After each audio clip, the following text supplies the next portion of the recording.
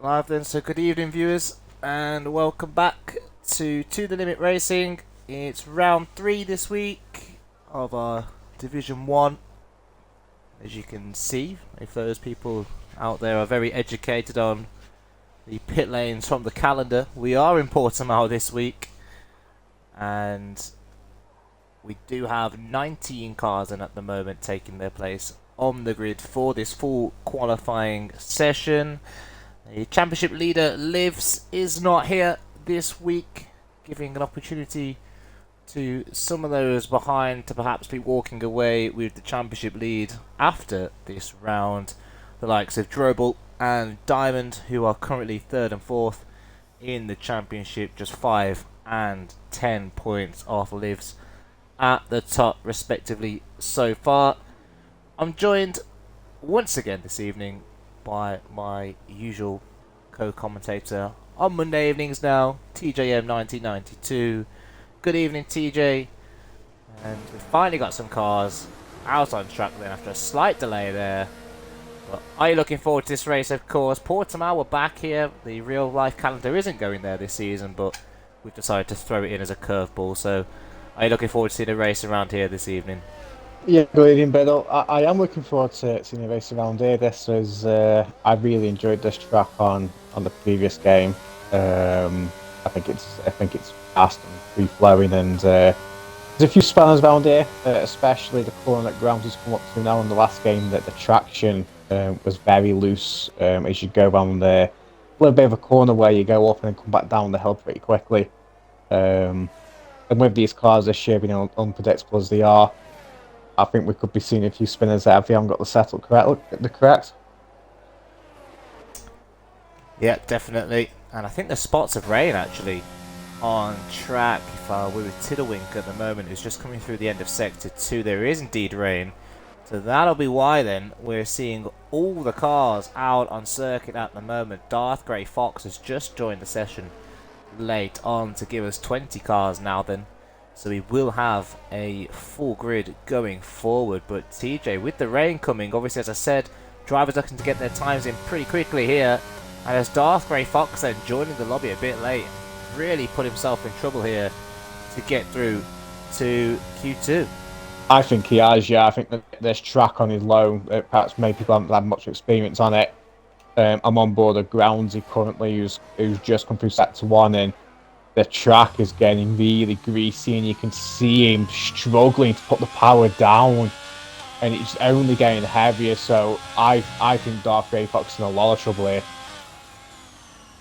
There he is now out on track then. There is still a handful of drivers yet to start their first flying lap. As you rightly said, Groundsy then coming through Sector 2 now. He was the first driver out on track to try and avoid the rain. Then we've got yellow flags out. I think turn 8, which you mentioned just previously. A Red Bull has gone around there, but we'll follow Groundsy's lap towards the end now. And you would expect this then to probably be the fastest time we see, depending on what those behind him do in comparison. But you would expect the lap to be really getting much wetter for those drivers now as the Alfa Romeo comes across the line then and does a 1:21.5. Yeah, it was Drobel that spun at turn 8. He's currently coming back on, but as Ashley goes 5 times quicker, which is... Oh, this is very surprising to see the drivers pumping these quick times in. Yeah, Groundsy beating them by the 4 drivers that come past him, so not a good lap then for Groundsy. Prem goes with a 1:22, as you mentioned. Drobel, who was round with a 1:34 then. Got Air Max into P4 with a 1:20.8 then. Yeah. DRS now disabled, of course. Yep, and I think anyone that is coming round now, as Mercedes spins it from the final corner, any of these boys, and another Mercedes just spun it as well. But as these boys now come around this final corner, there's no DRS, these times are going to really drop off. It was Brookhyman and Shadows then that we saw drop it on the final corner.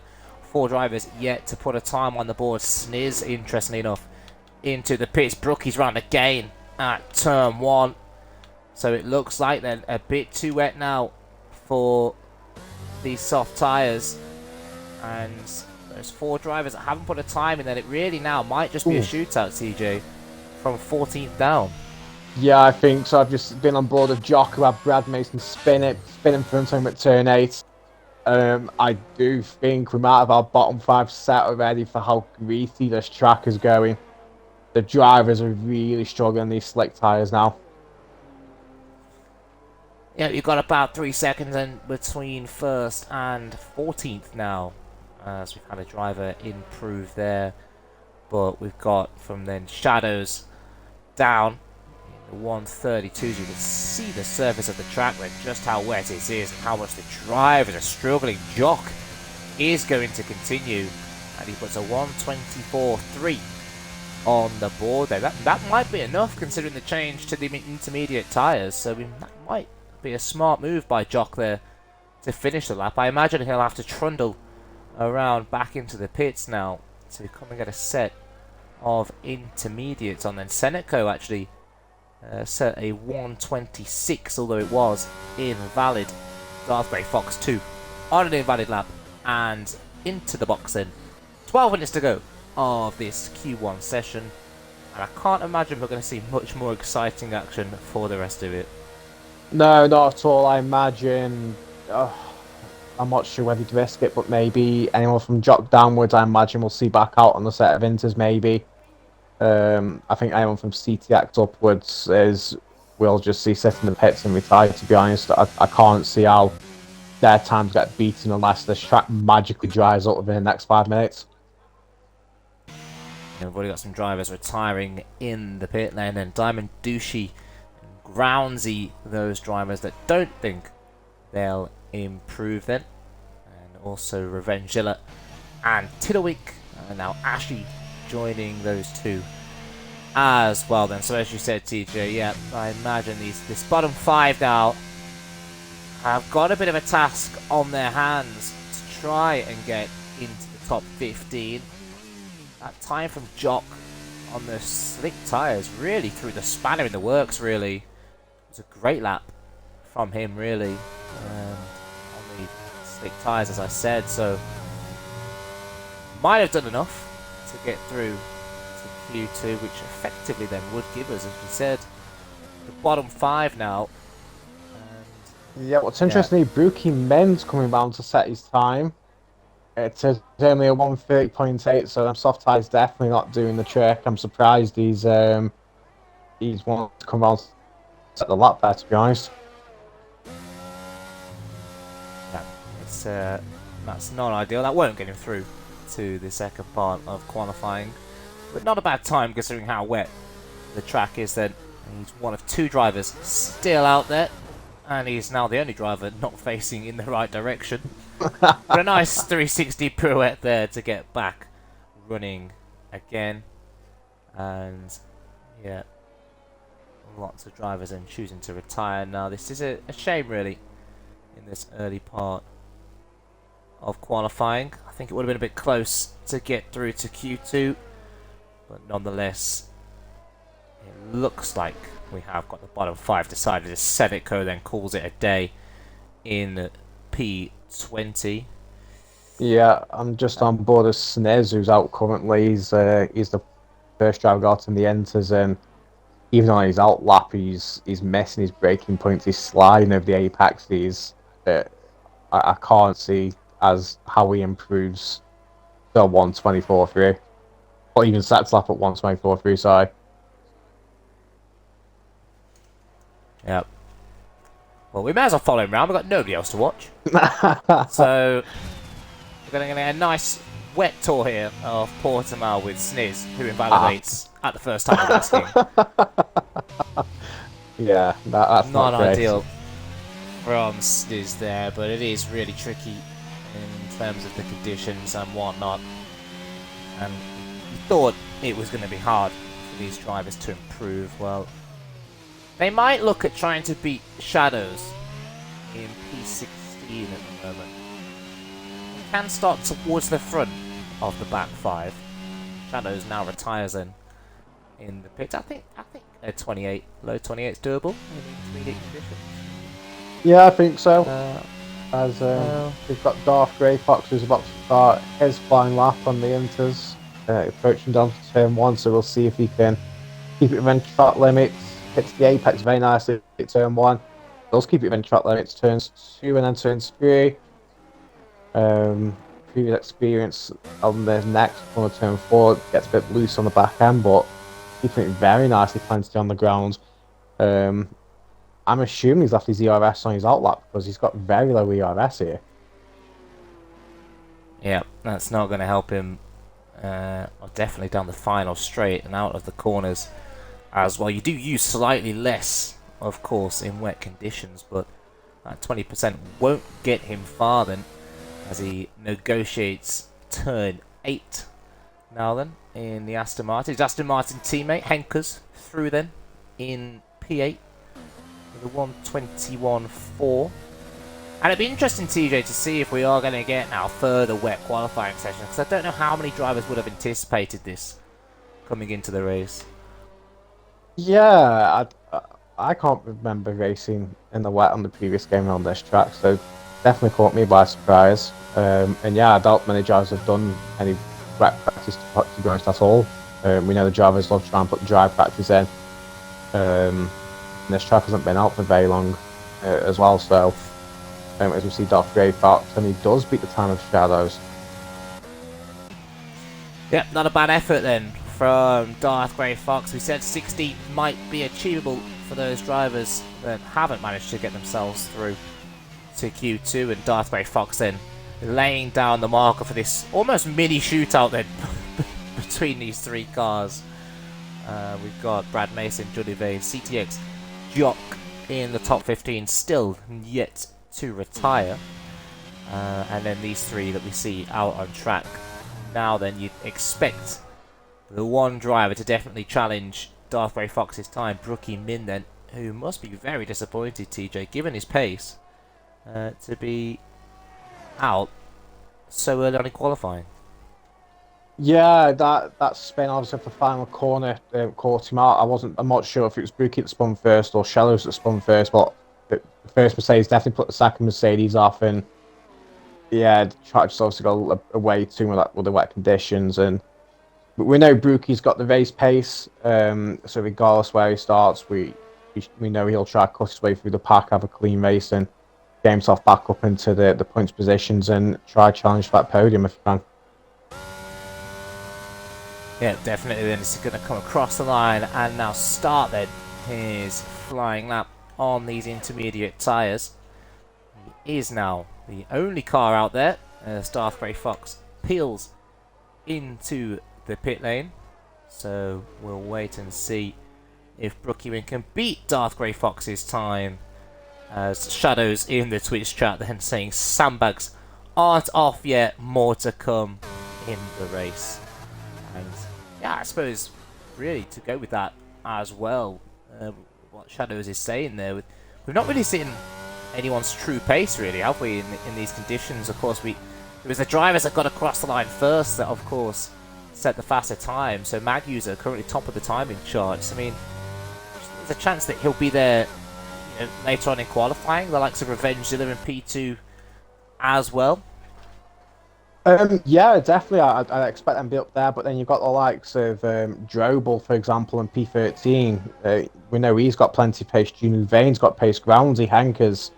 You got CTX, who you expect to be up at the top 10 as well. So, as you say, it's definitely mixed the grid up. It'd be interesting to see what happens in Q2 if these wet conditions do continue on or not. But yeah, it's all to play for. I think anyone could be in a shot of being on the podium this week.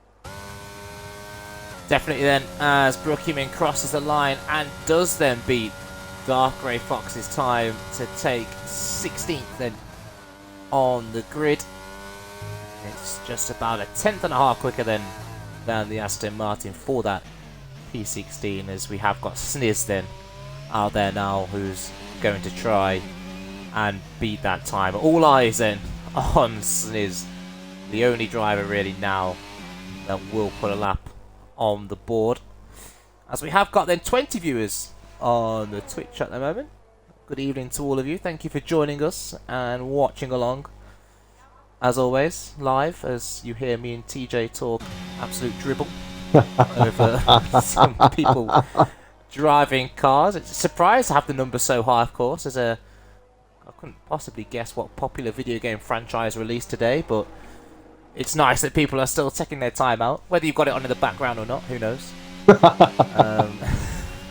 It's nice to have the viewers on the stream. Then Sniz through Sector 1 now. He's done relatively well so far, of course. No Delta to compare it to. He hasn't put a time down just yet. And I'll wait to see then Sniz's time. And it's probably been the most boring qualifying session I've ever commented. It was over in about 5 minutes. Yeah. Top of the great quality. Yeah. Yes, there's a 1 minute slap. He's got a nice helmet on, Sniz, hasn't he? Yes. Nice, snazzy. It's like a little bit of a mohawk on it. I think it has, yeah. At least it pops up from the. Yeah, it's got a little mohawk. Yeah. It's got a little mohawk. That's nice. Well, let's see if he's got anywhere close to Brookie Min's time. Then looks a little bit tentative at the final corner, and it isn't enough then. And the delay to the session yields no result for Sniz, who gets a 29-1 on the board. Invalidates his next lap. Oh. Drops the car. Tokyo drift through the P0 sign. And carries on his way then. We've got our partners in the chat, Fair Play Racing League, who say England are also playing tonight. Well, I mean, I'll be honest, who would want to waste their time watching that compared to this? I'd rather watch Sniz do 20 more laps of this than watch Gareth Southgate pick 11 people to put on a pitch. I mean, yeah. This is much more entertaining watching Sniz do this. So,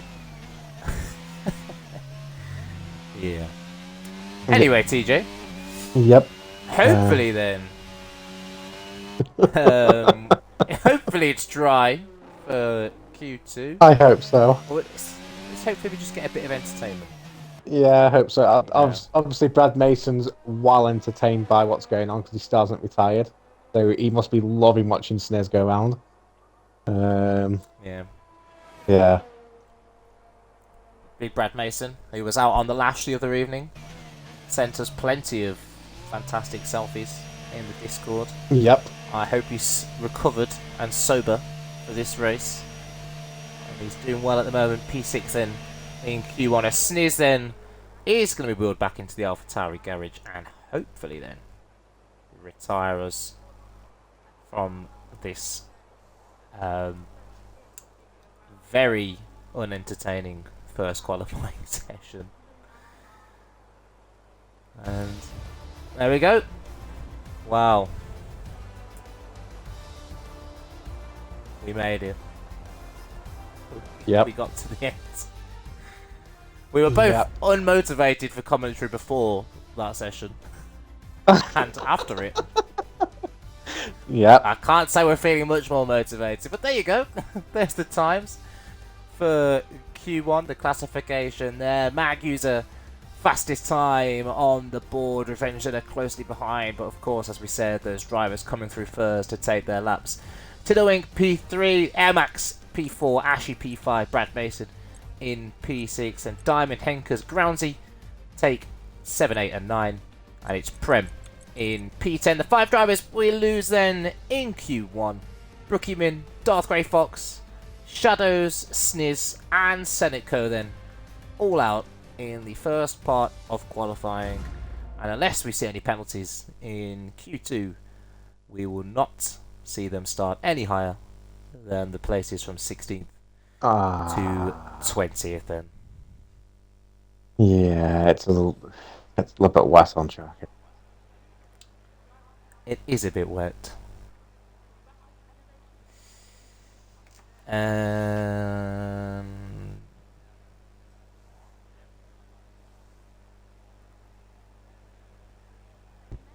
Just I answering a mean, query based on a popular video game franchise there. yep, Uh, yep. the answer is no, people. Thank God. I was about The to answer cry. is no. Right. So yeah, I imagine drivers are going to be on full wets. I'm only doing intermediate tyres currently, so it's not full wet just yet. You know, it looks like it's absolutely belting down. As we do see drivers coming out, which might be a sign of it getting wetter later on quali, maybe. Yeah, lots of drivers coming out early on, and of course the intermediates will do a few more laps on them than the slick tyre would. So perhaps they're fueled up for a few runs then. And as you said, most of the pack coming out early on. 15 cars, of course, still in qualifying, so we might see some traffic here towards the end of the session. Drivers trying to put their times on the board. And as you said, everyone in the intermediates then, so nobody needing the full wets at the moment. There is a couple of cars coming out a little bit later on than the two Alfa Romeos and the Alpine of Jock then coming out the pit lane now. TJ, I mean, is there anything about this track you want to teach people? No.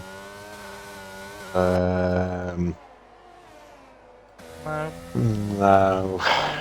Give me 2 seconds. Let's see if I can find an interesting fact about Portimao. I think they ride bikes around here, don't they?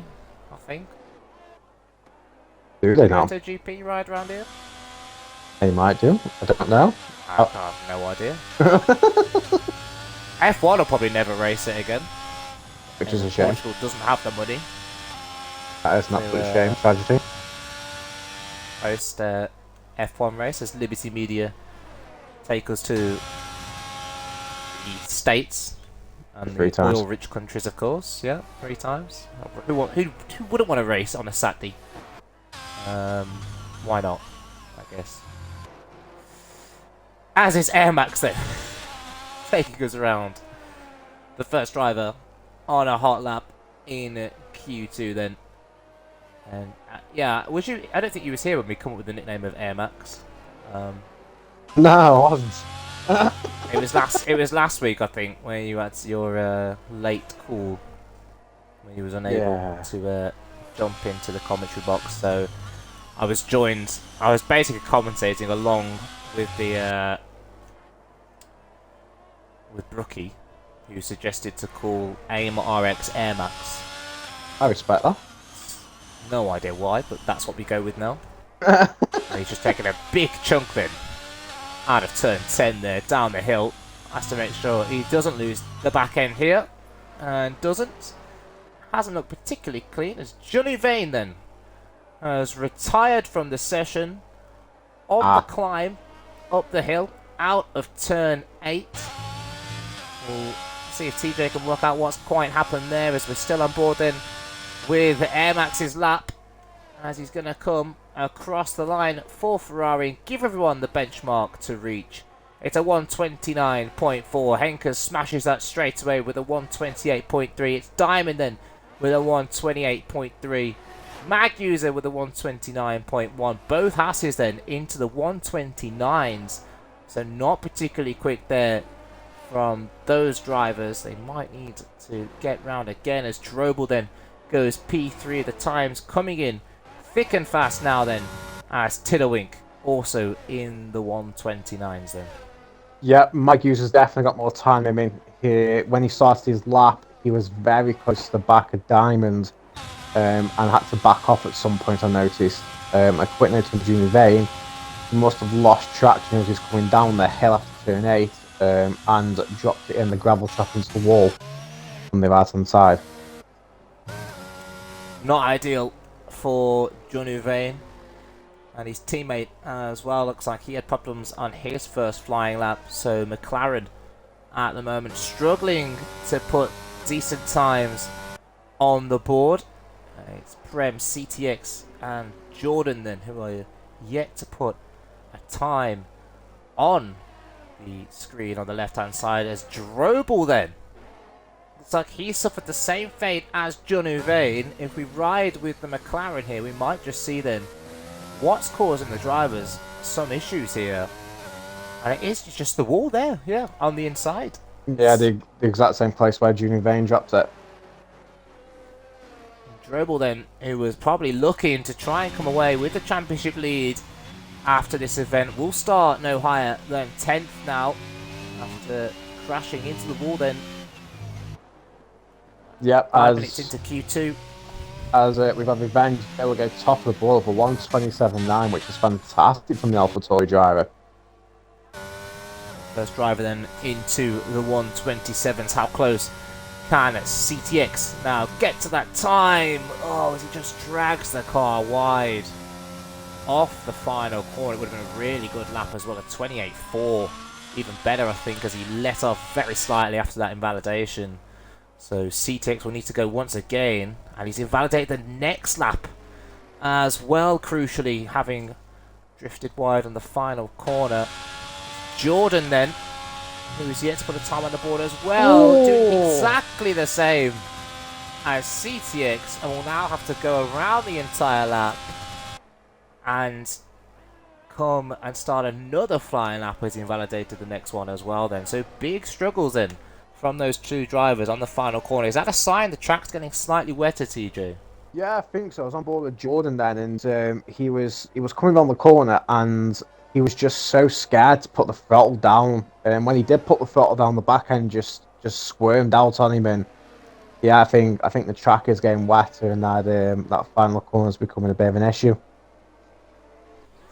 Definitely, indeed. Then CTX looks like he's winding up for another lap, as expected. A lot of the drivers are doing multiple laps on this set of tyres, so burning fuel off as they go along, getting a bit of confidence then in these wet conditions. I wonder if that means we're going to be in for a wet Q3 as well then, as CTX then tries to get himself geared up for another flying lap. Then still the three cars yet to put a time on the board with Prem, CTX and Jordan.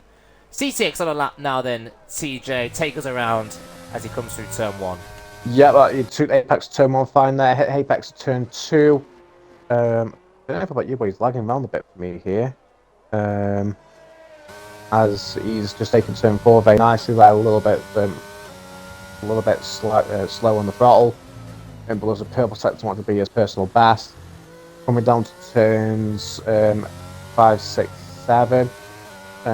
Crucially trying to keep your foot down, but trying to get yourself the line for turn 8 and take it turns down very nicely there. Doesn't kiss the apex on turn 8. Very, very slow on the throttle coming up the hill, but keeps it on track where we've seen Drobel and Junior Vane lose it.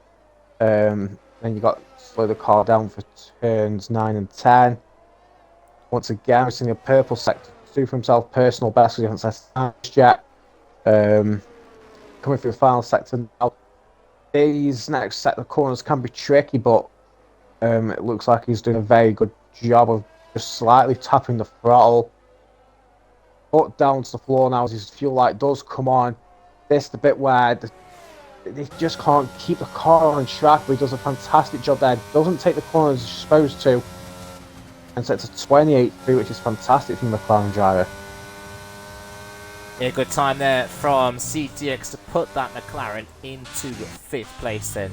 I wonder if that'll be enough to get him through to Q3, as Mag User, you saw then as TJ was taking us around that lap, did improve to go fastest with a 27.6. Groundsy now taking P2 away from Revengezilla, 27.8 from the Alfa Romeo. So the track does look like it's getting slightly quicker. So, be interesting to see then if it continues in that fashion. We're on board with Prem now, who's just coming through sector 2. Manages to avoid doing what Drobel and Johnny Vane both found themselves doing in this session. Maguser improves yet again then, so those multiple runs on the same tyre really benefiting him, as he's now just short of 4 tenths quicker than Groundsy in P2, but it's all about what Drobel and Jordan can do at the moment. They're both 13th and 15th yet to set a lap, as Prem just lets the car just drift slightly wide. There wasn't really much to gain from that for Prem there, but he's now going to have another go at a lap, and I think he's invalidated this one as well then. So 4 minutes 45 on the timer, and it's a race against time now for Prem to put a lap in. Flicking back to Jordan now then, who's still in P15, having not put a time in on those same set of intermediates then. He's continuing round, trying for all his might to put some kind of lap together. And he's going to come through the final corner, which he struggled with last time around. Lets off the throttle gently there, almost caresses the car through the final corner rather than trying to ride the curb. Crosses the line, and it is a 28.6 then.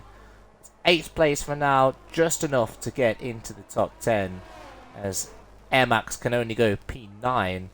I wonder, with 4 minutes now then left to go, whether that's enough, as Brad Mason gets very sideways then, coming to start the final sector, but I think he gave up on the lap, and he's going to look to go again then to get out of P12. Yep. We'll keep an eye on Brad Mason, as Barham is just coming on the far side corners, are winding himself up, go on his, I imagine, maybe last lap he can set. But we've got a few drivers out currently. We've got Air Max, who's coming through turn 8 currently. We've got Tiddlewink, who's just crossed the line, gone quick, and then CTX puts himself P6. The drivers are finding time. The track does look like it's getting worse, to be honest.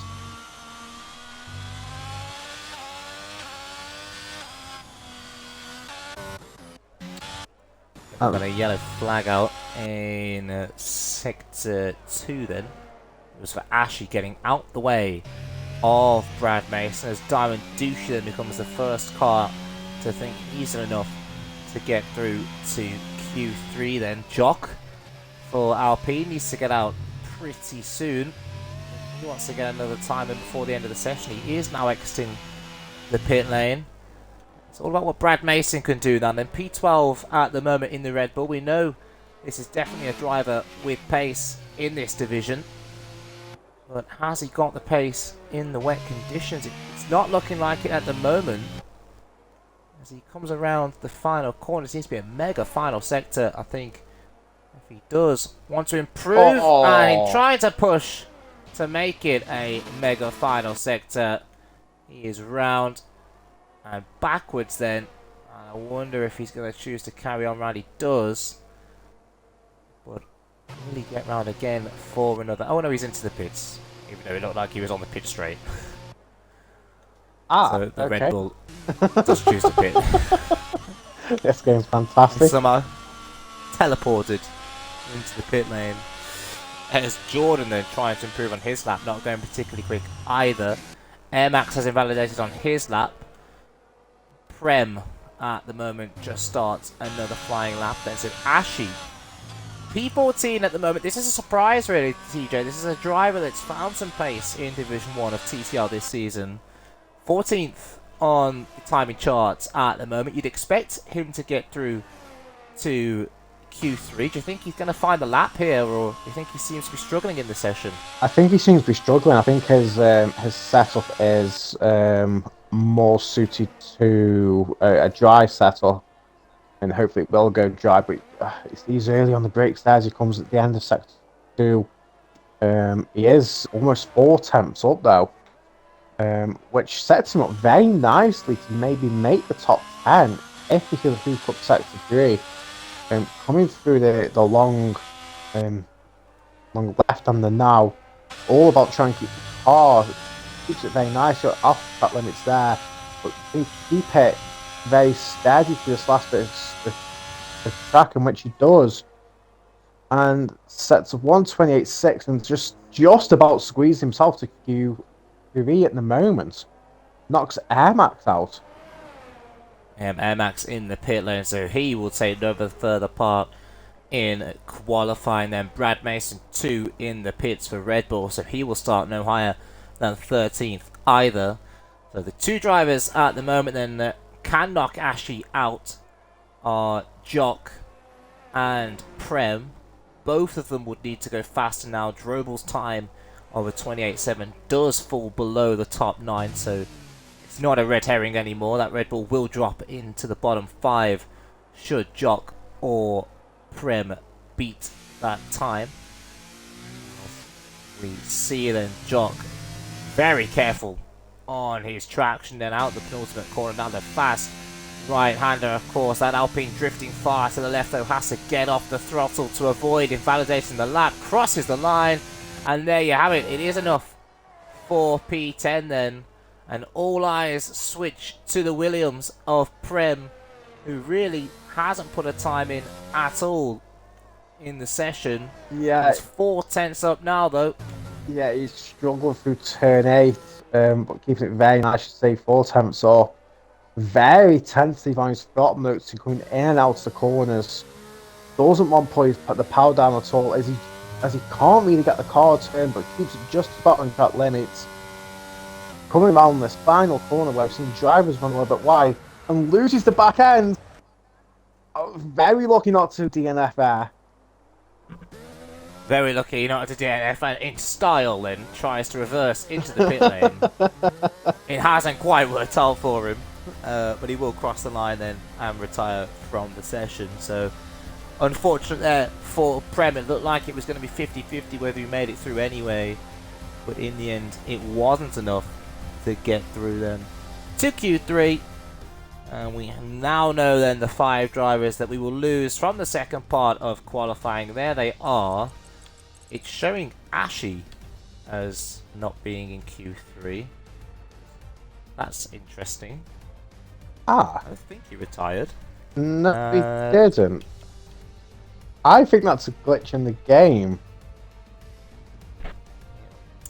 Well, anyway, we'll see what happens there. The 5 drivers we do lose for definite are Drobel, Airmax, Brad Mason, Prem, and Johnny Vane. Drobel and Johnny Vane, of course, crashing out during that session. And it was Mag User and Revengilla once again, the masters of the wet conditions around Portimao here. 1 and 2 once again, as TJ Brookhyman says, please can he have an invite to the session? Yeah, I'm going to invite him out. I didn't realise he left. Well, he's probably been back to play on a bit of FIFA. No. There goes better about now.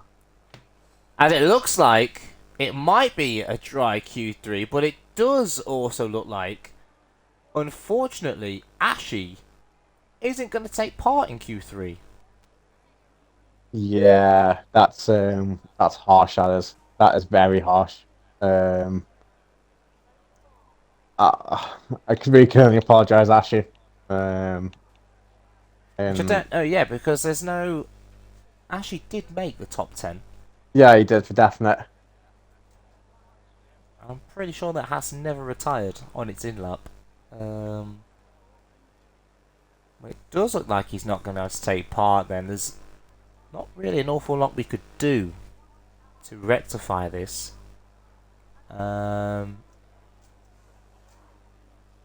Really. No. Unfortunately. No, there's not a lot. Unless you couldn't really, yeah. Well, yeah. There's no real quick remedy to that one. So, yeah, looks like we can only apologise for that one, as Carlos Quadrons, the track now, is debating whether to go on the soft tyres originally, but puts himself onto a set of intermediates.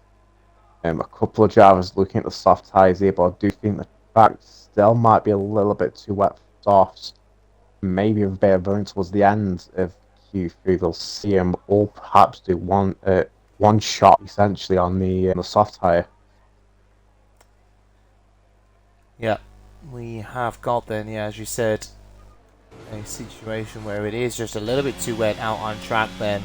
The rain has stopped falling, but the surface water hasn't quite cleared just yet Although, as you mentioned, we might see a dry line then in the next few minutes, which some drivers decide to take a gamble on. One man that won't want to drive anytime soon, Revengilla, who has been absolutely on the pace in the wet conditions.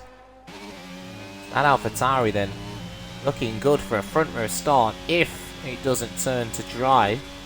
Of course, we haven't really seen many of the drivers' pace in the dry. Revengilla taking a very wide line to start the first flying lap then of Q3, in the AlphaTauri then approaching turn 1 and about 180 or so mile an hour into the braking zone as he lets off there around turn 3 and 4 now, and it'll be interesting to see if he does manage to keep it in the confines of the track, and he has done well there then, coming through the first sector now. Of course, being the first driver to put a time through the first sector, we can safely say that purple sector 1 is not lying to us. It is correct by default. As he comes through turn 8 now then, and has to ensure he doesn't get too hot on the rear, and he's done a stellar job there once again. But you have to think, TJ, really looking at this track, this time is probably going to be in vain, as the track will only improve from now until the rest of the 8.5 minutes we have here in Q3. But nonetheless, it has been a tidy lap from Revengilla. It's looked like a pretty fast lap as well from the AlphaTauri, so it will be the first target for the rest of the drivers to have a go at reaching in Q3. And he comes up across the line and is a 1:26.4 then, which is of course for now the fastest time of all the drivers. Yeah, obviously you can tell the track's going quick. I think that's about the second half quicker. His Q2 time is set. I do believe Henkes is going to beat this time. He's had a banging second sector coming round to the line now, and it's actually 6 tenths down, so he's lost some time somewhere. Yeah, perhaps had a few issues there through the final sector. Matthews as well, at 27.1 then. Perhaps just highlighting how comfortable Revengilla is at the moment with the changeable conditions. 7.5 minutes left of Q3 now, and you'd think a lot of these drivers might have fueled up then for a few runs. Will we see the track get dry enough for slick tyres? As Jock then now coming around the penultimate corner, coming up to the final right-hander then. Jordan with a 27.6 goes P4. What can Jock put on the board then as he comes across line now? Can he snatch that provisional pole? Well, not quite. It is P4 for Jock, about a 10.5 then behind the front row at the moment. Yeah, we've got Diamond Douchey that's coming down the final set of corners now. He matched Henkes coming through sector 2. So I'm expecting him to be around the Henkes mag user Jock area as he loses the... Okay, no. He lost the back end on my screen. He doesn't lose the back end. So that's a 1:26.9. I will concur. He did look like he lost the back end as well on my screen, but the Alpine magically snapped back into place. So great there. Yeah, from great piece of driving from Diamond. Yeah. As we've got Jock then now coming round. Mag user then a 26.1. That's more like it from Mr. Mag user. And that has then on to provisional pole position with a blistering time then. But Revengilla in the pits then. I wonder if he's thinking now about slick tyres. Ross is on a lap at the moment. No one's really improving at the moment. Groundsy's on an outlap on a set of intermediates. I wonder if he's left it slightly too late really to go around on those intermediates. It'll be interesting to see, as I mentioned, if Revengilla decides to put the softs on and come back out, of course, in P2 at the moment. Yeah. But TJ, with 5 minutes left to go, of course, we haven't seen drivers pace in slick, dry conditions. But at the moment, from what you've seen in quality, who are you tipping to do well towards the end here? I mean, it's a tough one, isn't it? If the track stays wet and it doesn't really dry, then you'd expect perhaps expect Revenge Zilla to go a little bit quicker. Diamonds perhaps go a little bit quicker and challenge for the top spot.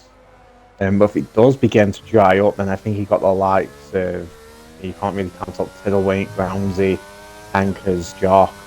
So I think it depends how this track decides it wants to go in the next minute or so. But from the judging from drivers currently, I'm not sure whether we're going to see any slip running at all.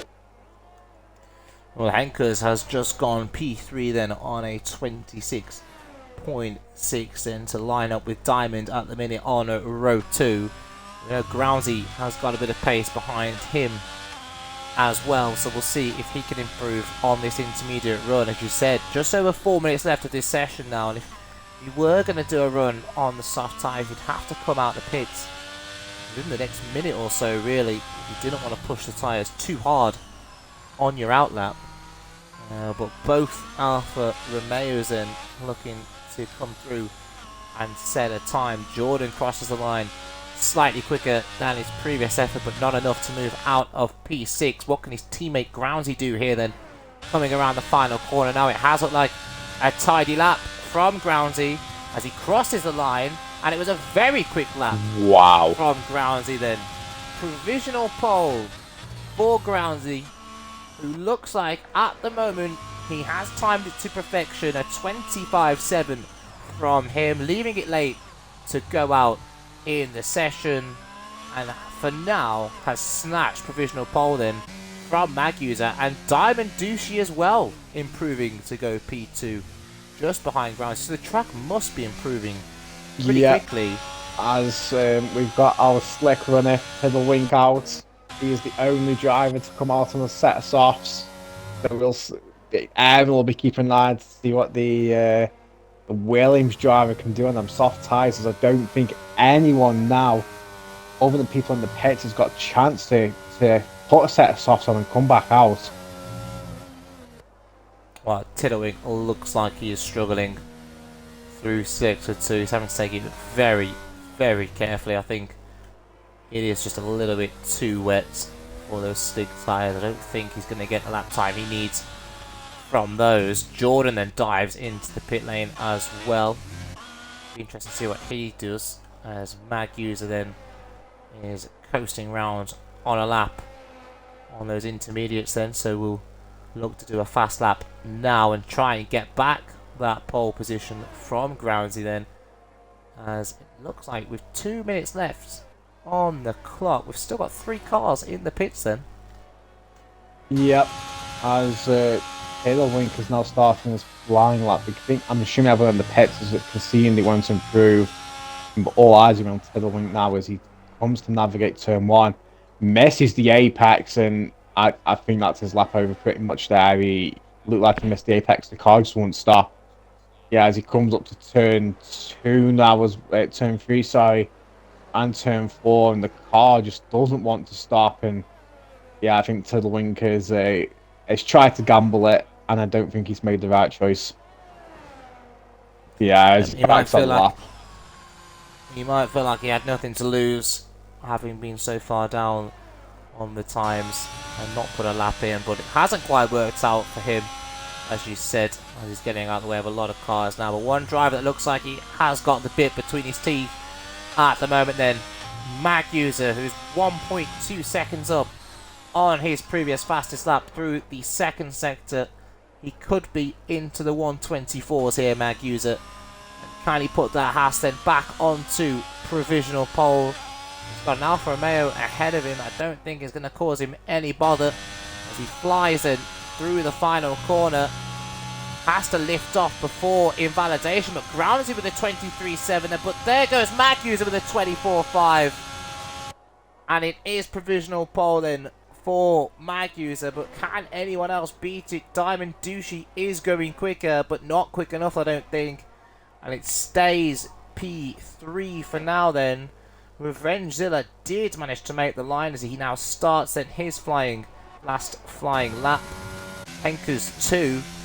So it's Jock at the moment who's 1.6 seconds up. So this might put him pretty much ahead of Diamond then. in P3, so both Alpines going well at the moment, TJ. And what else is going on out on track, because the clock is about to hit 0? We've got Vengezilla going around currently sector 1 is 5 tenths up going through sector 1. I just had a look at Tiddlewink thinking that he might have played an absolute genius here, but he must have invalidated it. And then the game is punished him by invalidating the next lap as well. The CTX has just dropped it coming through turns 4. But all eyes on Vengezilla at the moment is coming through sector 2. Let's see what time he can pump in. We know he's been quick as he's coming to the top end now, sector 2, about to cross the line, and he's currently 1.3 seconds off. Yeah, Diamond Douchey ahead of him as well is a second up too, so this might be enough to get P2 here for Diamond Douchey. Coming around the final corner then, the two cars ahead of him peel into the pit, so they're going to be no challenge for the rest of the drivers as Diamond Douchey crosses the line, and it's provisional pole then for Diamond Douchey. But what can Revengezilla do as he crosses the line? It's pole for him then. A 24-3 as Henkers then goes ahead and splits Revengezilla and Diamond for P2. But you were talking around that lap, TJ, Revengezilla. You did say it looked to be very quick indeed. And boy, on the timing screens, was it enough then? And he got him pole position. Yeah, fantastic from Revengezilla. He absolutely nailed that the last sector. It was 1.3 up through sector 2, which I didn't think was enough. But yeah, the Alpha Tauri should be proud of what he's just pulled out there. And I'm assuming he's hoping it's going to be a wet race to absolutely nail just to ball back up the pace he's got here. Yeah, well, there is your classification and the top 10 then for the Division 1 Portimao Round 3 Grand Prix. It is Revengezilla that does take pole position by just under 700ths from Henkers. Very close in the end there. Diamond Douchey P3, Mag User in P4. It's Groundsy who looked very quick there in the final part of qualifying, but could only start as high as P5. It's Jock then P6, Jordan, CTX and Tiddlewink who took that gamble on the slick tyres but didn't make it work. And Ashy is in the top 10 but unfortunately didn't get to take part, which is a big shame for him. But as you said there, TJ, throughout the entire of that wet qualifying, Revengezilla just had the pace to be in the top 2 the whole way. Doesn't look to be a wet race now for him, so it'll be interesting to see what kind of pace he's got in the dry. But surely he has to be thinking about challenging for the win here. Yeah, he's got to be. It's always imagined being front, especially on Portimao through the tricky first few corners, where it could be a few accidents, especially for car spins in front of you. And we know he's got the pace regardless anyway, as someone has readied up, I think. I do hope our acting host Revengezilla catches who that is. That's very naughty them. Very naughty indeed. And if Revengezilla is watching this, it is your go on darts. So please state you go on the darts on your formation lap, please, sir. Yeah, you don't need to do the formation lap. Do your darts. Be hard. Well, we were playing darts yesterday on the formation lap in FPRL. So I hope he takes his go here. The fraud. Just because he's on pole doesn't mean that he can't take his go on darts. So he pulls away then. From his grid box, let's quickly have a flick through then the tyres that the fields have gone for. And no surprises really. It's mediums all the way apart from Groundsy, CTX, Brad Mason and John Uvain then all on soft compound of tyres. And nobody opting for the hards, which isn't a surprise unless we were going to see a late bit of rain perhaps, but it looks like most of the field have gone the same direction then.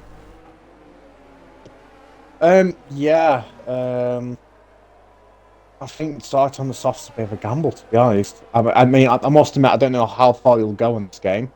But yeah, starting on the softs, given that we know what they do on other tracks, it'll be man giving it a safety car, I imagine, for definite.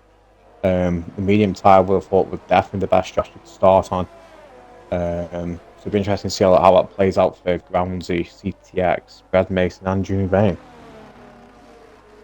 Yep, definitely. And those people are choosing to watch us rather than watch along with England will be very glad to know you've made the right choice. England now 1-0 down to Harry Maguire giving away a penalty. Nah, not Harry Maguire. I don't think... Is that a surprise? Harry Maguire giving away a penalty? I mean, No. yeah. Southgate insists that Maguire cannot be dropped, and he's now giving away a penalty.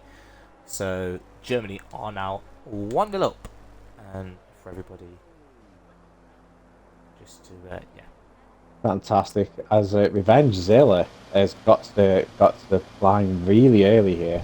So he's either absolutely tanked it round to try to do his darts before the race start, or he's put himself in AI to do your darts game. So wait and see. He hasn't sent me the darts just yet, so I don't think he's throwing his darts. Oh, what? It's a big shame. Really. As I'm tired He did hammer out. as I'm tired will be cold, is that the back of the pack is just about arriving at the line now. Not what Revenge Zilla needs to be honest, going on to turn 1. Yeah, definitely. Seneco then lines up P20 for that Ferrari. I'm pretty sure, TJ, because you're the host, we see a different set of lights to the rest. So I won't quite call them in just yet. As I predicted, there you go. Yep. And the drivers are going to get underway, and it's lights out then for round 3 in Portimao. And Revenge Zilla gets off to a great start, then down into turn 1. Maguire looking to get the jump on Henkers. Henkers forced wide, looks to hold on to P2. Then they're 3 wide into turn 3. And Henkers then falls down to 5th place, back up to 4th ahead of Maguire. There's yellow flags out at the back of the field. I think there's been some sort of contact at the back, and there has. And Brookiemin has tangled with Darth Grey Fox then. Brookiemin round at turn 4. He has continued on, though. It'll be interesting to see if he's got any damage there. But one of the big gainers, really, CTX and Groundsy TJ, making those soft tyres work a treat off the very start. Yeah, they've absolutely nailed it. Yeah, as you say, they're the biggest gainers. Grounders gained 3 places. CTX has gained 5. Shadows and P11's gained 7 currently. So guys having real good race currently. There's been no major losers currently though either. Dam's lost 3 places. Drukin and Doffgrave lost 3 places, but everyone just shuffled around 1 or 2 places. But to be honest, that was nice. Clean up means the race. Don't know what you thought about that. Yeah, it wasn't too bad. It's not the worst we've seen. It wasn't the best we've seen, but I think Brookiemin and Darth Grey Fox might have something different to say about that. As we'll see if the 2 at the back, Brookiemin, yeah, he is completely front wingless.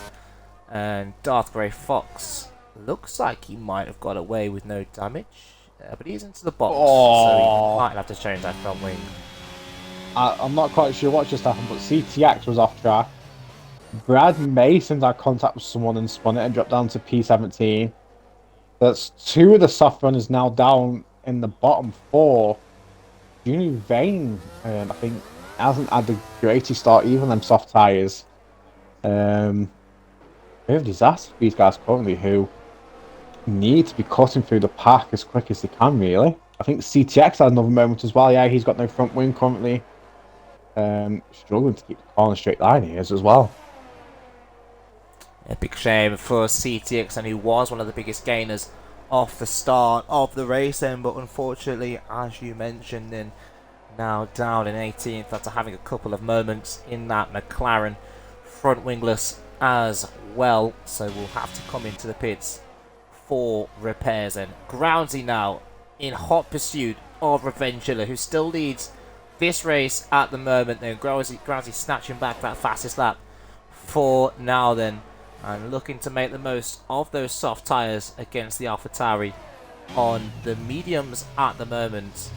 And I mean, TJ, do you think really in terms of, I think we've got Jordan round at turn 2 now, do you think Revenge Zilla doesn't need to fight this one too much given the pace and tyre advantage that Groundsy has? Yeah, I think if Avenger plays it smart, he'll just wave him through when DRS happens and perhaps try get a couple laps of DRS behind him. And as you say, with the pace that the AlphaTauri driver showed, he'll no doubt just want to let him pass not fast it too hard and like groundsy wear them soft tyres down.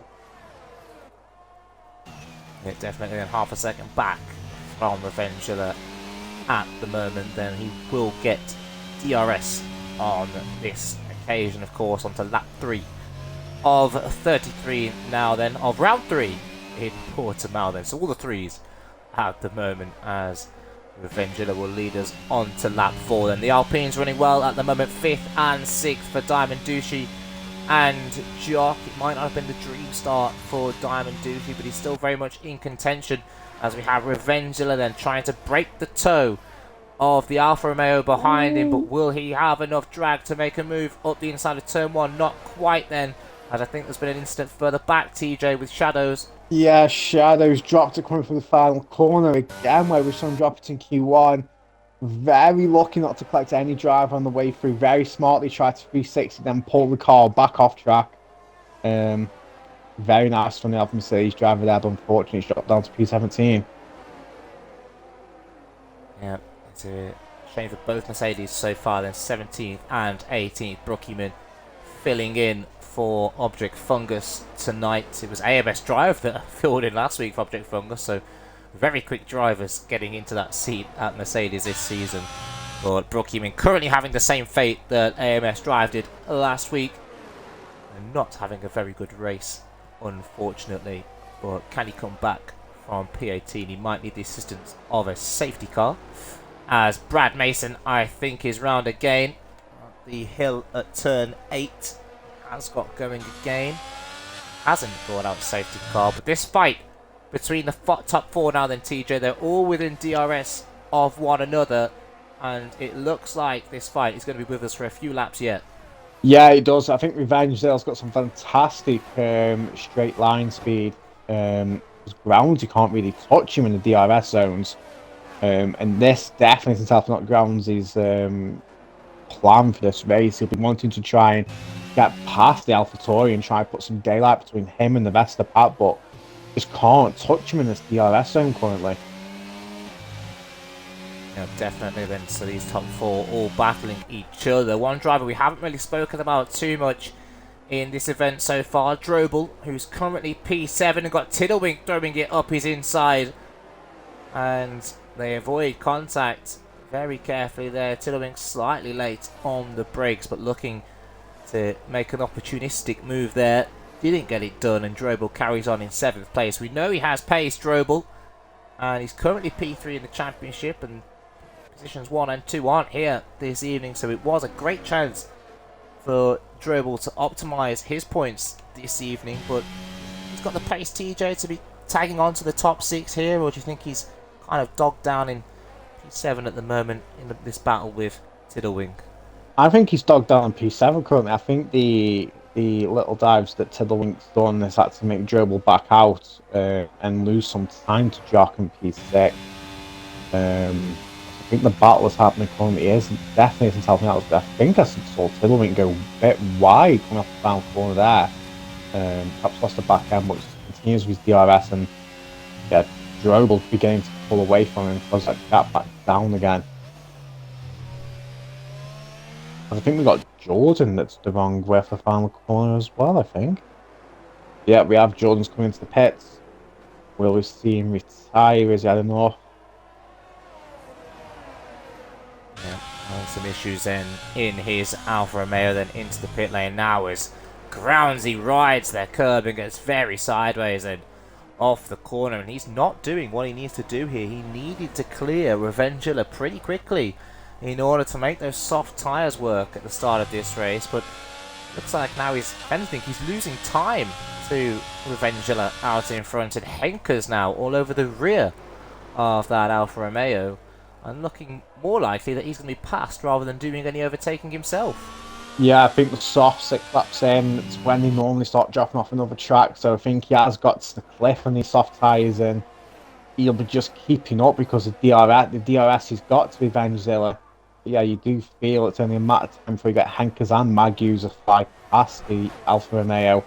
As you say, the plan for Grams just hasn't happened at the moment.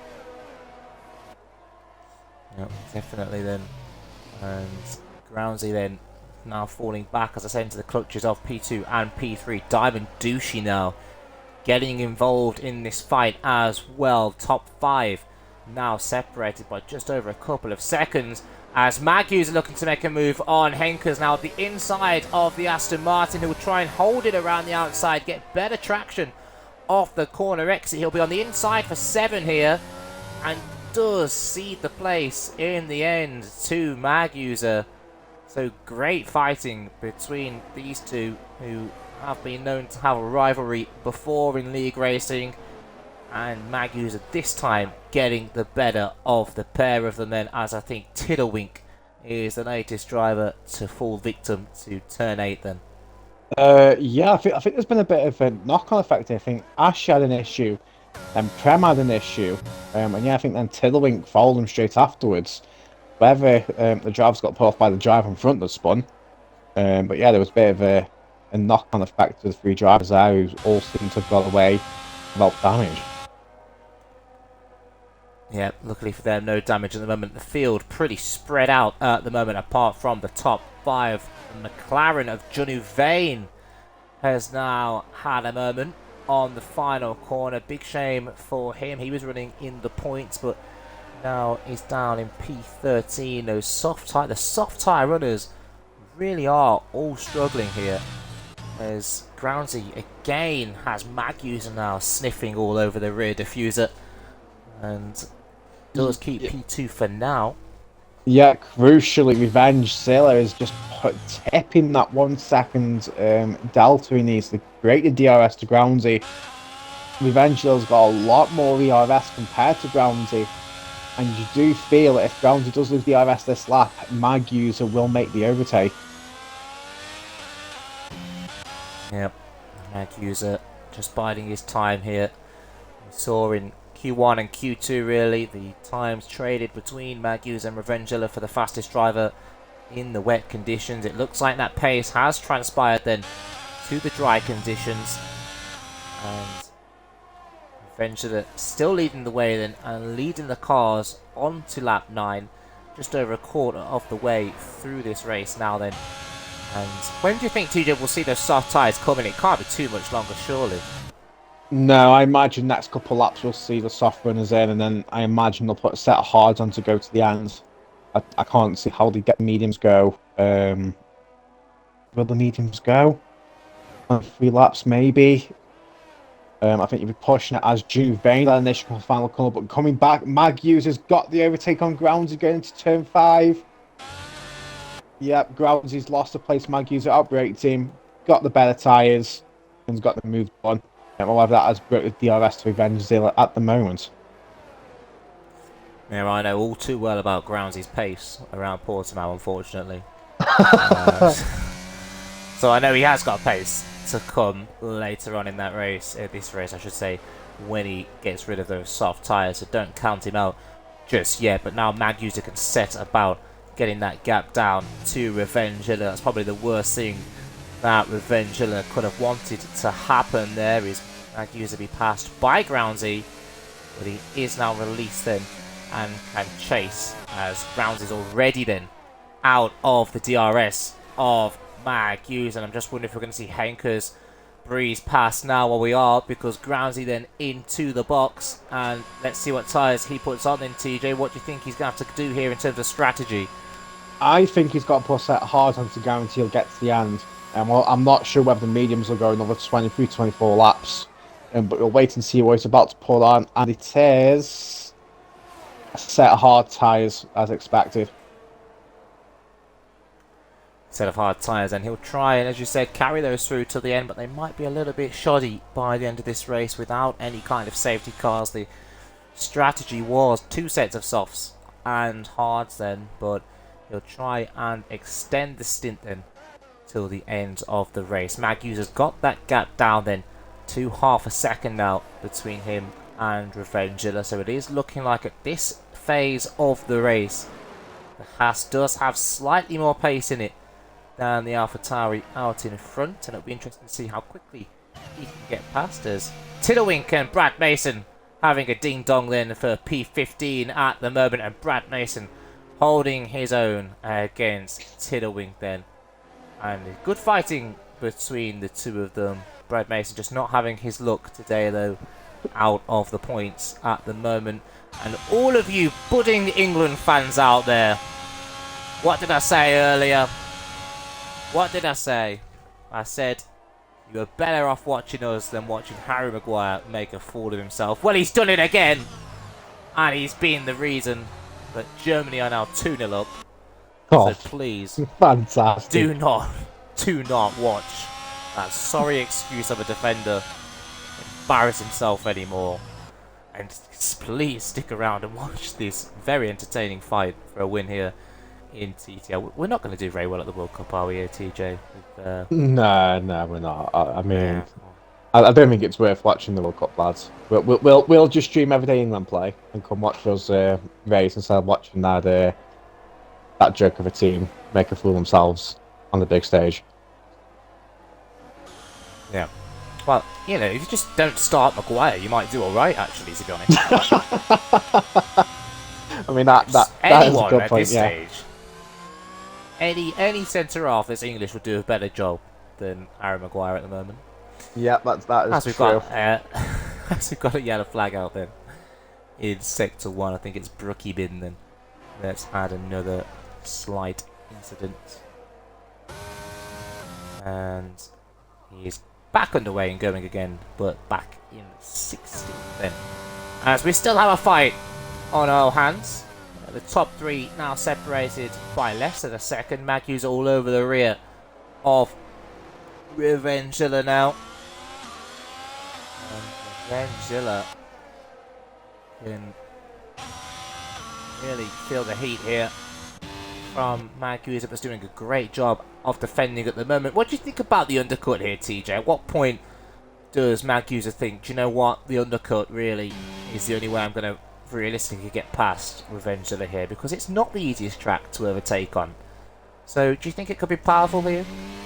I do think the undercut could be powerful here. There's obviously a lot of tricky turns where you need the tyres to be with you, really. So if you can pull the undercut off, I do think it's beneficial. But I suppose it's when you pull it. If you're Magusa's shoes, when you look at doing the undercut, you don't want the tyres to be too worn towards the end of the race. Yep, definitely. And we are now just over a third of the way through this race. Then no pit stops just yet, as the Haas once again has DRS, uses a bit of ERS then to gain on the back of the Alfa Romeo. They're going to come out into a lot of traffic here. The Mercedes gets out the way. I think it's Brookieman who was very nearly parked in the middle of the track there. Did well to get out of the way. It was an awkward exit to the pit lane there, as we have got then Diamond, TJ, I think he was just about to say, into the pits. Yeah, so Diamond's just obviously been listening to us or something, because he's looking at pulling the undercut here.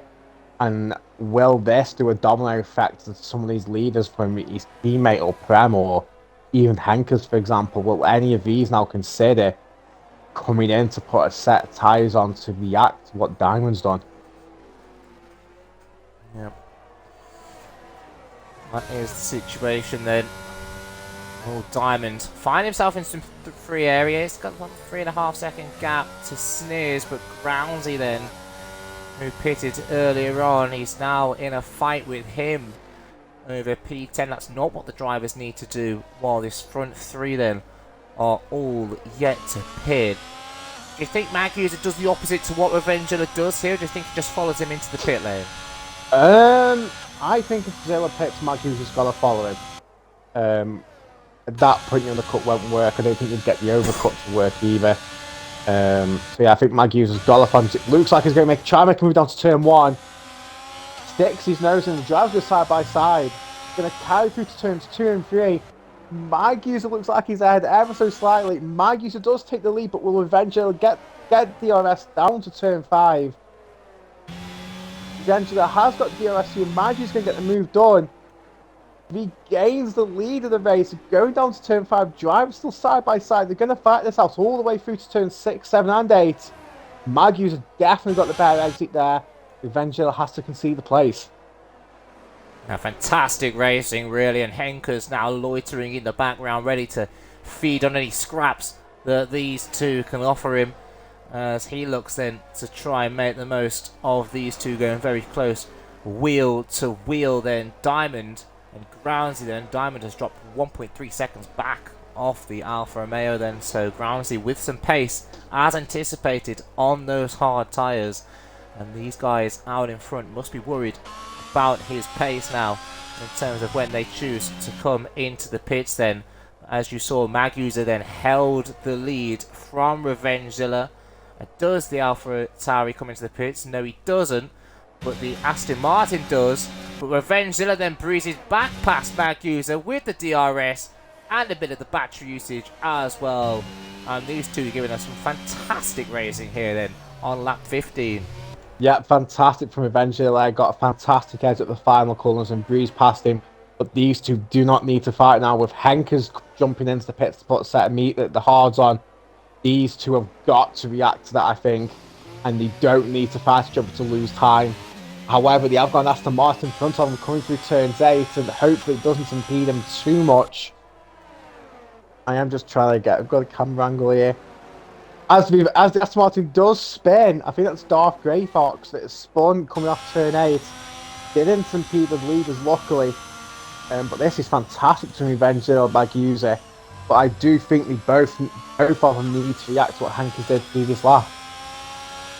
And a gap to Henkers now 27.2. He came up just behind Groundsy then, so he is fighting Groundsy for that P7 as well. So that might hold the pair of them up slightly as they try and get that gap down to the leaders in order to try and gain under the pit stops then. We're bound to hit half distance here. Revengilla jumps into the box. Magusa stays out. I think Magusa's made a mistake. I think he needed to react to Henkers and Revengilla, but feels he must still have the pace in his medium tyres. I think the Haas driver might have made a mistake. Yeah, definitely then Revengilla coming out of the box. So let's see where he rejoins in relation then to Groundsy, who pitted then a few laps earlier. There's the Alfa Romeo in the background. Revengilla then looks like he's got the jump comfortably on him. And it all depends how quickly, of course, he can get those hard tyres to start working. It'll take a little bit of time to warm them up. Oh, I think Groundsy there is round. Yeah, Groundsy's dropped it. That's a nightmare. I wonder if Groundsy was trying to push it a little bit too much in Revengilla in front of him, thinking he could get the jump out on cold tyres and just lost the back end coming through turn 3. Yep, so absolute nightmare for Groundsy then, who looks like he was doing oh so well and his pursuit of a podium. But absolutely unfortunate then for the Alfa Romeo. He's not quite out of it just yet. He's in P6. He lost about 7 or 8 seconds or so in his pirouettes, but he is still on the track without damage, as Magusa then is indeed into the pit, along with Jock then, who was 2.5 seconds behind coming into the pit lane. So that's a driver that's kind of gone under the radar in terms of extending his medium stint as well then. So these will be the final 2 drivers to move on to the hard tyres. Magusa in and out, and crucially then, where does he come out in relation to Revengilla? The AlphaTauri coming down at turn 1 at full speed. And will he sweep around the outside here of the Haas? No, he doesn't. He's going to go up the inside of Magusa, who cuts him off then, not leaving him too much room there. But the AlphaTauri, who does have the tyres at temperature then, retakes the lead of the race on lap 17. Yeah, that was very close to Revengilla there. That was timed perfection, and I mean, Magusa and Jock staying out has helped him out here. Jock was fighting. He is fighting P3. Hanker's just got the move done. But that was really close between Magusa and Revengilla there, because Revengilla had a couple laps on them hards, who we thought would be able to pull a bit of a gap to Magusa. Yeah, definitely that hasn't happened then. And now then we're going to see a straight fight here. Till the end of the race now. No safety cars yet today. Now I've said that, we'll probably get one. But no safety cars as of yet. And for all you budding England fans out there, Oh this is a no. score update from the Bidley. And remember I said that you should have stayed and tuned in to TTL and watched something a bit more entertaining than England? Well, maybe I was wrong. England, 2 goals in 3 minutes then. It's now 2-2, TJ. Have they taken Harry Maguire off? Has that helped us out? No. He's still on the field. I'm very surprised at that, but fair enough. Up to England. Hopefully Harry Maguire Mason doesn't screw Mount us up. and Lukey Shaw. Oh, I thought we had a potential safety car there. Ashley has retired in the pits from the points position, which is interesting. Yep. Well, As he's going home now. Brad Mason started an issue at turn 1. Yeah, he's cutting the grass in there. I think he'd lost the car at turn 1 and spun around a couple of times. And yeah, that's definitely a corner cut there, Brad. That is absolutely disastrous for you there, TTL Mason. TTL Mason, poor TTL Mason. He done it there. And I imagine he's not going to get any points today then, as the Haas of Ashy is parked at turn 3, but does come then back into the pits, so no safety car for that stricken Haas. As his teammate then, Mag User, still in hot pursuit of Revengula out in front. The top 4 once again covered by a couple of seconds. Jock then a second back as well. Drobel, it does look like TJ doesn't quite have the pace to challenge the front 5 today. And it looks like then we're going to get a fight between Revengula, Magu, the Diamond, and Henkers and Jock then for the podium places. Brad and Mason, what are you doing? He's having a nightmare. Jesus. Brad Mason. What is going on? Yeah, this will be a night to get for Brad Mason. As Mag User then, still in pursuit of Revengula, half a second back. Now then, they've broke the DRS to Diamond at the moment, and who might have an Aston Martin all over the rear of him very soon. Brad Mason into the pit lane. Brad Mason will surely retire the car. There we go. Yep. And unfortunately, no points today for him. And yep, will be a day to forget for Brad Mason, but hopefully we'll see you next week at a track which I have no idea what it is, even though I did the calendar. Here comes Mag User then towards turn 1, reaching a 200 mile an hour, but it's not quick enough. TJ, that AlphaTauri in a straight line, it's got 86% battery at the moment. It's about equivalent to Mag User, but it just seems so much quicker. Yeah, it does. Mag using the DRS is not touching him whatsoever. And so Mag is going to have to play this tactically somehow, where he's going to have to drain some of his battery or something to get past him. Or just wait for them tires eventually to start wearing, but he can't do it in the DRS zones as it stands. The issue Mag uses... Oh, sorry. I was going to say, the issue Mag user's got here is he's got Diamond Douchey that's in the DRS of him. Behind Diamond, you got Hankers, and you got Jock just behind them as well. So this isn't playing into Mag User's hands at all. And if he's not careful, he could get swallowed by all the 3 cars behind him.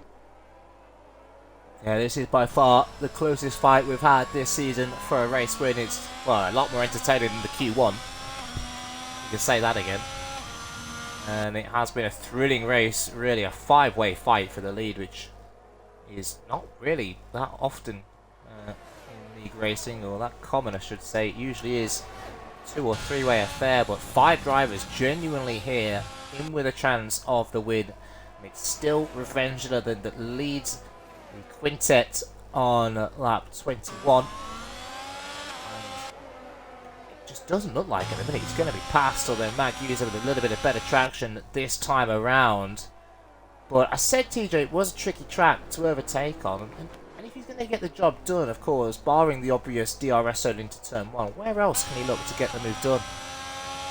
I think that's the issue. Other than turn 1, there isn't many other places you could look into turn.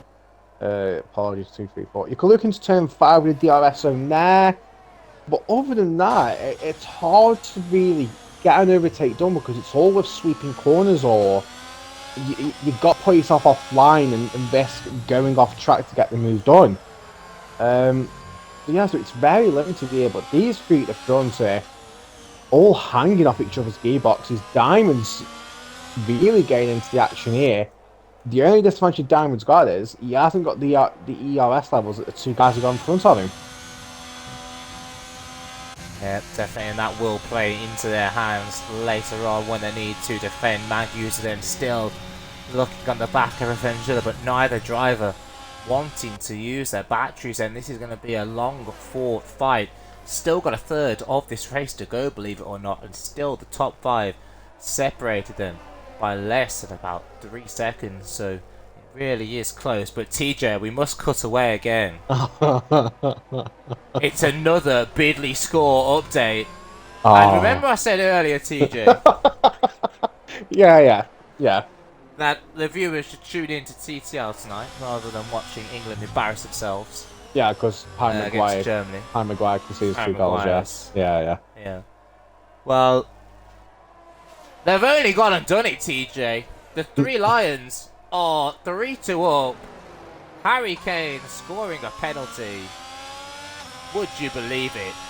We are going to beat the Germans. It's a hollow victory, but well, imagine how we'd play without Harry Maguire on the pitch. You know what this means, don't you, now, Bidley? If we end up winning the Germans 3-2, it's coming home. It is coming home. It's coming home, no doubt about it. England will come away with the World Cup in December, as the Venezuela decides he wants to go miles offline to cut the to try and stop Maguire getting the slipstream. Diamond Douchey decided he wants to get into some revenge the slipstream as it was anyway. That was very weird. The 3 guys down to turn 1 there. Yep, and they are still very close on track. Unfortunately, not really many overtakes, but they are all pushing each other here.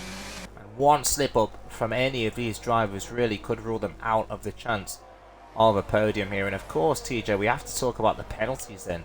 Throughout the field at the moment, it's not inevitable to get corner cutting penalties here. It is quite easy to do, as you can see. Shadows has got himself 9 seconds worth, Drobel 3, Max with 3, Tiddlewink 2, Seneco's got a corner cutting infringement, Johnny Vane's got a handful as well. So of course these drivers will be very wary of that with 10 laps to go. Yeah, of course they will. And no one of these will want to pick a penalty up at this point. I mean, as you say, it's been fantastic driving from these front 5, and even it's clean as they are as well, just shows that as Junior Vane picks up a 3-second time penalty up. Groundsy in P6 is sort of running his own race. He's holding off Drobel, who we said hasn't really got the pace. I think Groundsy is slowly closing the gap between himself and Jock, but I'm not sure whether he's got the laps or the tyre life to really get himself back into the fight for top 5. Yeah, he's half a second back of Groundsy at the moment. There's yet a flag out for a very off-track McLaren. Yeah, it's Junior Vane decides he wants to play in the sand. Respect. I mean, you're in Portimao, after all. Why not play in the sand? Yeah, it's got a nice beach somewhere around here in the Algarve, I think. I've never been to the Algarve, but I'm sure there's a lovely beach somewhere you can make a nice castle. A bit better than the gravel that'll be on the outside of the circuit here, but each to their own, I guess. But the leaders then about to come through. This is really fascinating. This fight here between the top 5 now. Look at them run line astern on track. This is, as I mentioned, by far, I think one of the closest races I've ever seen on track. without the aid of a safety car, of course, at this stage. No safety cars, and to be this close, really, in Division 1 is fantastic, really. Yeah, it says as I'm looking at ERS levels again. Revenge Zilla set on all 80%. Mag user is venting us down the straight. He's down to he was down to 55%. As we got a safety car. Is it safety car or VSC? It's a virtual safety car. I wonder who's pulled that out. I think at the moment it is a virtual safety car, which I don't really want a safety car, to be honest. No, I don't either. It will ruin this fight between the top 5. I wonder if anyone's going to try and gain under this virtual safety car. Yeah, if grounds you can play this right, he could make some big time up to these top 5. As the safety. Well, it's VSC in. I was just about to say, sorry, TJ, as the VSC came in. We're back with another Bidley update on the scores. Do you remember earlier, TJ, when I said that you should tune into TTL and not watch England make a fool of themselves? Yeah, I remember that, yeah. Well, it turns out I was kind of right. Oh, no. As King Kai has levelled the scores then. 3-3. Up the Kai. So, England can't hold on to a lead to save their life. It's not coming home after all. That's disastrous. That is absolutely disastrous. It's a shambles. Southgate. Anyway, back to our track. Let's stop thinking about football now. We don't want to be depressed by football. We've got a great race in our hands here. Maybe this should be the World Cup instead. Everyone should tune into this. You don't want to watch England embarrass themselves in the heat. Let's watch Revengula soak up all the heat then from Mag User, who got very, very overstepping there at turn 8. Managed to collect the car though. Didn't lose much time either. Henker's now slightly dropping out of DRS on the back of Diamond. This fight between the top 5 getting very close. Now then, I've got back markers ahead of them as well. I wonder if this Alfa Romeo, I think it's Jordan then, he's going to give Revengula DRS here to defend against Mag User, who has chosen then, TJ, interestingly, to use a bit of that battery now. He looks much closer to the back of Revengula, who doesn't get the DRS. Mag User looks to go to the right. Revengula tries to cover him off slightly. Here comes the Hasted up the inside. Not a lot of room left there by Revengula. He does turn in ever so slightly to defend the move. Mag User backs out of it. Do you think that was aggressive from Revengula, or do you think he was just entitled to the corner? I think he was entitled to the corner. I think he's got to turn at some point, obviously. And I think if he did do it to the point he did, he was the best track limit to himself, which, as we know, he doesn't want to pick up at this point and ruin his chance for top 5 at the moment, to be honest. So yeah, I don't think Revenge was at fault there, and it was just hard fighting between them both. Yeah, definitely, and eventually does enough to hold on to his lead, but as I mentioned, Mag User using up a bit of that battery then in order to try and get ahead of Revenge Zilla. Diamond still holding on then for P3 here. Hankers P4, Jock then still P5. Alpine doing very well at the moment, which leads us to talking in about the constructors then, of course, as we watch Mag User come down to turn 1 once again. How can he fare here this time around? He's not close enough again to the back of Revengula. I was going to say TJ Alpine currently P2 in the constructors. This result would take them ahead of Aston Martin, who are 10 points clear at the moment, but Darth Grey Fox unable to score points in place of Lives tonight, who he's standing in for, so Henker's doing it all on himself. I think that's going to give Alpine some confidence going forward into the end of the season now. Yeah, definitely.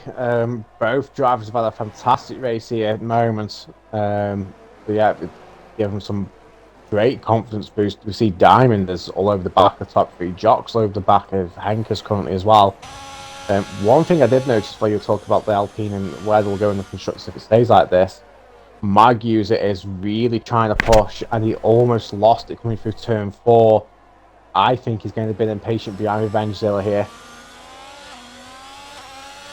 Yep, there is potential for that, of course. I think if it was to finish as it was at the moment, doing a quick bit of maths, Dribble in P6, I think it would be Revengezilla taking the lead of the championship if it was to finish. Mag User's going to look for a late move down to turn 1. As Mag User then gets the door shut again, Revengezilla does leave enough. Oh, I don't know what happened there. Jumping about everywhere on my screen, but Revengezilla then does hold on to the lead, but this now has put Diamond Douchey all over the back of Mag User, and this fight for the front three isn't just about the win today, it is for the championship lead now then, going into round 4. So really, all three of these, anyone could be leading the championship if they end up on the top step at the moment. So a lot on the line here now with 4 laps to go. Yeah, definitely. I wonder if the pressure will get to any of these drivers. Hopefully not. They've shown some fantastic racing so far. Groundsy is closing that gap to top 5, but it's lit soon. I don't think he's got enough time to do it. Although that penalty that Jock's got will effectively put Groundsy up a position as long as he can keep it out of Drobel.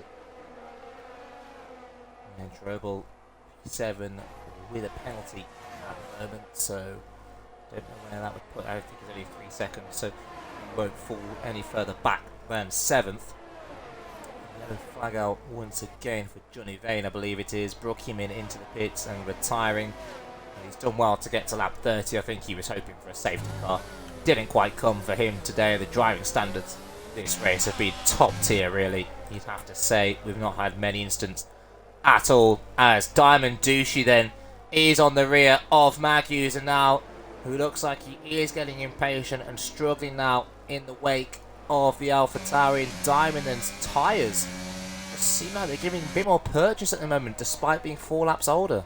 Yeah, they do. I think Mag User is pushing too hard. He's getting impatient. I think he's getting frustrated, and he's just losing time to Revengezilla now, which is pulling to back to Diamond Douchey.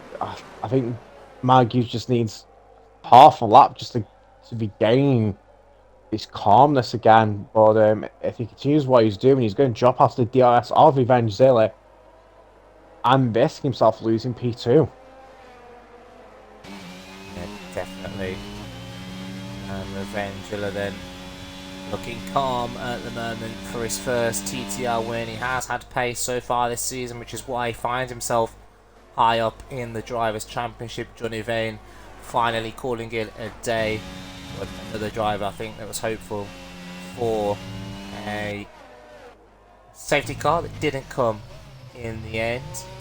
Jock then, crucially, we said it earlier, TJ, penalties which might prove costly, gets himself a 3-second time penalty, surely putting him out the fight for a podium now. Yeah, it does, but as you've been speaking about that, Diamond's finally made the move on Mag User down to turn 5. We mentioned it last lap, but Mag User seems to have lost some tyres. Diamond's found some life somewhere, and that's absolutely disastrous for the Haas driver currently. As Revengezilla has managed to pull himself ahead and break the DRS train behind him.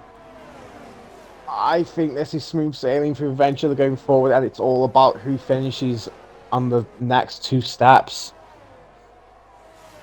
Yeah, the gap now 2.5 seconds, so surely the squabbling, as you mentioned, will be between these 4 now.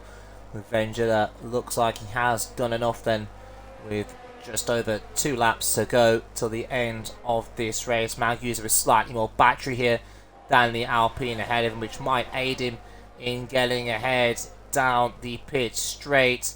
Diamond trying to hold on, but it looks as though Mag User with the DRS is going to get it done then before the braking zone retakes the racing line. And it is Mag User then into P2 for now. I think there's a car trying desperately to get out of the way on the inside of turn 1.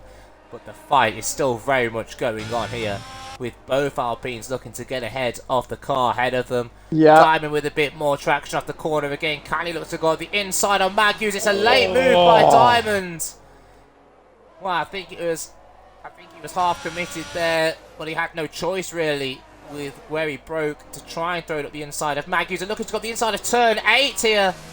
And the contact very nearly between the two cars again. The racing has been absolutely incredible from all these drivers on track at the moment. And Diamond not quite finding a way past on this occasion, but he has got one more lap to go. Yep, he's obviously got the traction coming out of turns 2 and 3 into 4. If he can keep on the back of Maggie Zahiro DRS, he stands a really good chance of gaining P2. So we'll wait and see what happens. They're both on sort of similar ERS level, so it is going to be about where the drivers can do it. Diamond is absolutely rinsing his battery now down to turn 1 to try set himself up for the DRS zone out of turn 4, but without the battery, and Diamond, I'm so sorry, Diamond. Diamond Douchey then picks up a 3-second penalty, just drifts wide at turn 1. He'll be absolutely kicking himself. That's going to put him behind Groundsy then, and down to P5 now then, I think. Once Henkers and Groundsy get ahead of him. So disappointment then in the end for both Alpines. It looked like they're going to lose out on penalties now then, as I think that pretty much is going to give us our finishing order, as all the cars coming round for one final time then. There isn't many of the fights going on track at the moment. Shadows and Drobel the next closest cars in the field, but it has been an absolutely stellar performance today by the man out in front. Absolutely fantastic in qualifying, in the changeable conditions, took that unlikely pole position. He's led pretty much from start to finish and crosses the line. It's a first TTL win for Revengezilla. It's Magusa who takes P2 in the end after a hard-fought battle for the win. Henkers takes P3 after Diamond got himself a penalty on the final lap. Groundsy profits from both Alpines carrying a 3-second penalty. He gets P4 today, which is very impressive considering he was on the alternate strategy, which didn't look the fastest today. It's Diamond and Jock, the Alpines, P5 and 6. Strobel then, who was looking to take the championship lead, didn't quite have the pace today, finishing P7, but still gets good points. It's Shadows in P8 for Mercedes, and then the final of the points finishes then Prem and Air Max, P9 and P10, as we await Sniz and Darth Grey Fox to get to the line then. TJ, that was a very thrilling race. Yeah, it was. It definitely didn't disappoint me on Portimao. Absolutely top tier standards from all the top 5 for certain. That was some very entertaining racing, and probably one of the best races I've commented on this game, to be honest, for how close and clean it was. Yeah, most definitely. It was absolutely fantastic, and really, really good driving from everybody really in the field. Absolutely fantastic. And there you have it. There is the beautiful woman herself, I should say. Revengezilla stepping onto the top step of the podium. Well deserved today. A fantastic drive. It was really, really good racing. Really, I don't think many drivers can complain about the moves that we saw, at least on the stream. Whether we see anything put into the stewards later on is, of course, something for them to answer to. But we'll run down the final classification now then. And as I mentioned, I've already done the top 10, so we'll carry on. We've got Sniz, P11, Seneco, P12 for Ferrari, Tiddlewink, P13. Not quite the pace we expect to see from him. To qualifying P9. He did take fastest lap, although he won't get any points for it, of course, not being in the top 10. And then it's Jordan in P14, Darth Grey Fox and the last of the finishers. And then we start with those that didn't make it to the end of the race. Johnny Vane, Brookie Min, Brad Mason, Ashley and CTX. Some very big names there at the bottom of the classification. And I'd expect to see, and I think they'd expect to see them doing a little bit better next week and beyond them. But with that, we have got then the end of our race here in Division 1, Portimao round 3. It is Revengula, I believe, then taking the championship lead away from Livs, who was absent tonight. And there is, of course, only one more order of business. TJM 1992. You've sat through the pain of qualifying, you've sat through the joy of the race, but who is your driver of the day? I mean, I think this could go to anyone in the top 5, to be honest. But I've got to give it to this guy. He did take that unlikely pole. He showed he got the pace in the wet. He then showed he got the pace in the dry and led pretty much throughout the race. So yeah, TT Alzilla, your driver of the day. As I say, it could have gone to anyone in the top 5, but I think for Evangel to pretty much have clean weekend and the perfect weekend, he deserved that driver of the day. Yeah, definitely. Nothing controversial about another league owner nominating another league owner for driver of the day. Very well deserved, very well deserved. So I could not agree more with that one. But as I said, that is all we've got time for then this evening. We are back tomorrow, however. It is the turn of our Division 2 to hopefully give us a similarly thrilling race around Portimao. At the same time, 8 o'clock UK time for round 3 there. And yeah, I think that's where we'll end it. I think I'll mention what's going on the rest of the week tomorrow. There's no point in mentioning it twice. I'll mention it all tomorrow about what's going on with our sister leagues, of course. And the Division 1 boys are back next week on Monday. It's round 4. We'll see if Revengilla can hold on to his championship lead then, or whether Livs is back to have a go at retaking that lead from him. I think it is a track that's very interesting. It's Mexico. There we go. I found it. It's Mexico next week. So, and then after that, it's the first sprint. So that'll be interesting. But yeah. Until then, until tomorrow, I should say. I'll probably be joined. I think TTL Zilla might be joining me tomorrow, actually. So that'll be fun. It's always a joy doing comms with him. But until that moment, take care, and we'll see you then.